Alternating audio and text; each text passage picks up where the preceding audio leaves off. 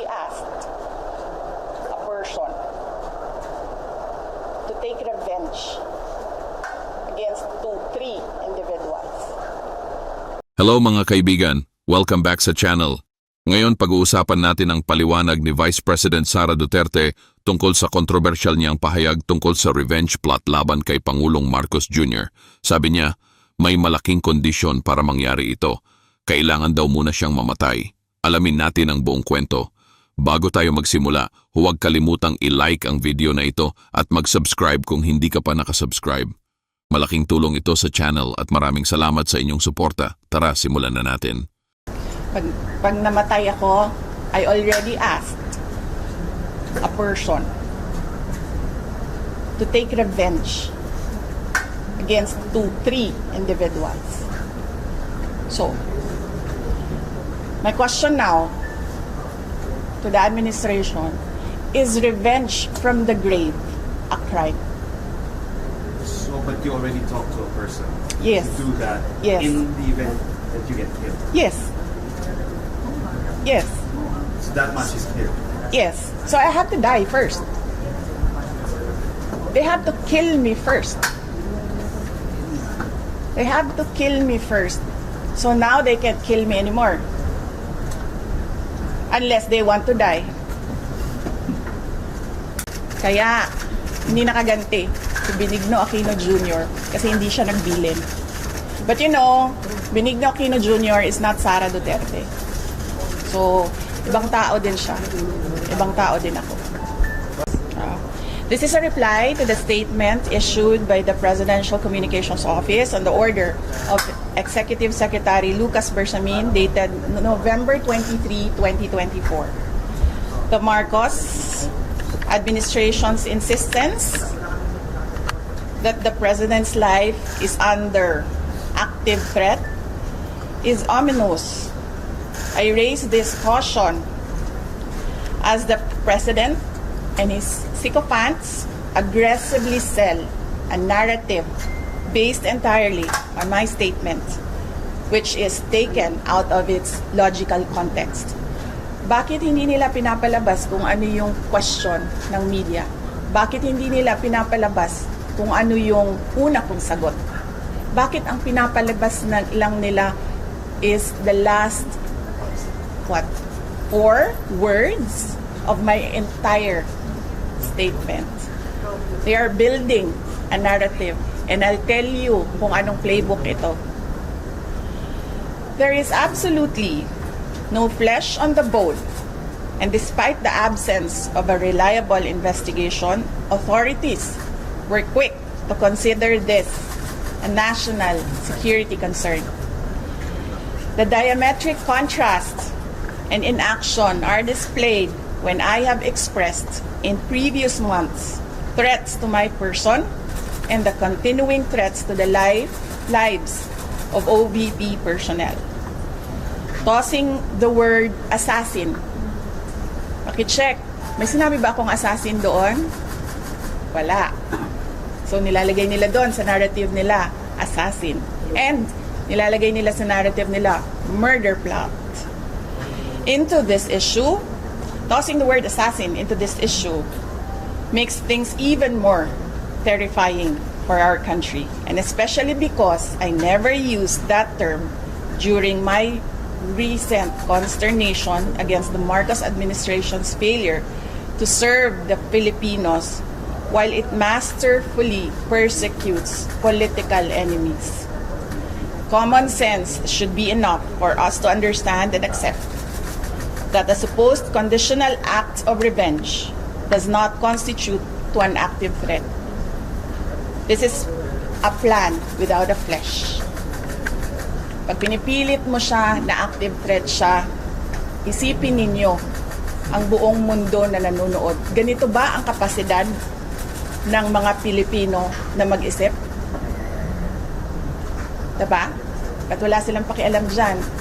Pero ako, nahihiya ako na ganito ang kapasidad ng mga tao sa administrasyon. I am confident that an honest scrutiny would easily expose this narrative to be a farce, imagined, or nothing at all. So, may question kayo? You said you were taken out of context, and you also mentioned that they have a playbook. Yes. They're going by. Yes. So can you explain to us that context? Set it straight, Yes. and also explain to us that playbook that you're talking about. Okay, sige. So, the context is, what did I say? I was asked, do you know about the Roman... I'm sorry ha. I was asking for the transcription of all that I said. I did not get it before I came down. So, I have a problem remembering the exact words. Yes. So there was a question about Romanov, and I said, well, this is the first time that I've heard of that. But I've been warned by 2 persons already. 2. Be careful. I forget now what the words were said, but I will review my notes and I will tell you what that one person said and how he said to be careful, and that one other person, what that other person said. So, tatlo na yon. One person warned me, another person warned me, and then I was asked during a press briefing by a media person if I know of these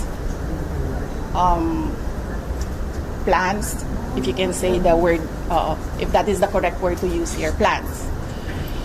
So, I answered. I was asked Romanov, and then I answered. I was told by 2 people. This is the first time I've heard of Romanov, so that is the 3rd already. And I said, don't worry about my security. If they kill me, if I die, kapag pinatay ako, or kapag namatay ako, in the context of don't worry about my security. So this means pinatay ka. Diba? Kasi hindi ka naman mamamatay by heart attack in relation to your security. Diba? So, pag namatay ako, I already asked a person to take revenge against 2-3 individuals.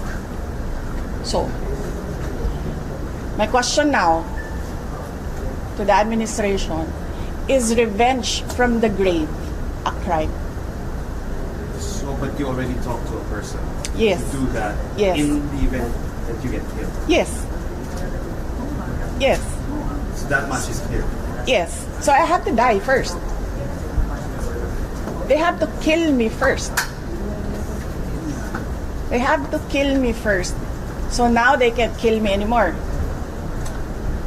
Unless they want to die. And in the playbook that you were talking about. Yes, the playbook. The playbook. Remember, they are known for political persecution. They suppress and oppress opposition. And then somebody was assassinated on the airport tarmac. Diba? They oppress and suppress, and the people were getting angry, frustrated, and what did they do? They created a scenario that there is a national emergency. They